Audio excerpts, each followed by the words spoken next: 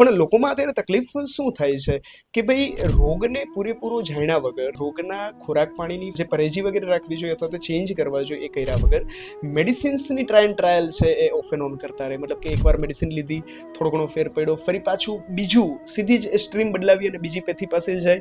એમની પાસે સારવારો લેતી વખતે ડૉક્ટર એવી સલાહ આપે કે ભાઈ ના, તમારી જે જૂની દવા જેમ ચાલુ છે એમ ચાલુ રાખો, હવે આ સાથે ચાલુ કરી દો. આમાં એકમાંથી બીજામાં, બીજામાંથી ત્રીજામાં શિફ્ટ થતા વાર નથી લાગતી હોતી. અને કોમ્બિનેશન આ ત્રણેય વસ્તુનું સમન્વય થાય છે ને ત્યારે ઇસ્યુ અથવા તો તકલીફો છે એ વધારે થતી હોય છે. ફોર એક્ઝામ્પલ, એમને એલોપેથી મેડિસિન્સ ચાલુ છે અથવા તો દવાઓ વગેરે લેવી છે, તો એમનો સાદામાં સાદો ઉપાય વચગાળાનો કાઢવો હોય ને તો એવો છે કે તો રહેણી કહેણી અથવા ખોરાક પાણી ફેરબદલ વગેરે છે તમારા ફેમિલી વૈદ બનાવવા અને ફેમિલી વૈદને જઈને પૂછી લેવું. ફેમિલી વૈદ એટલે શબ્દ નવો આપણને લાગે કે ભાઈ ફેમિલી વૈદ તો આપણે ક્યારે ફેમિલી ડોક્ટર એવું સાંભળીએ. ફેમિલી ફિઝિશિયન તમે અવારનવાર સાંભળો હશે કે ભાઈ હા અમારા ફેમિલી ફિઝિશિયન છે, ત્યાં અમે રૂટીન બીપી ડાયાબિટીસ વગેરે માટે કે સામાન્ય કંઈક ઇસ્યુ થાય છે તો જઈએ છીએ.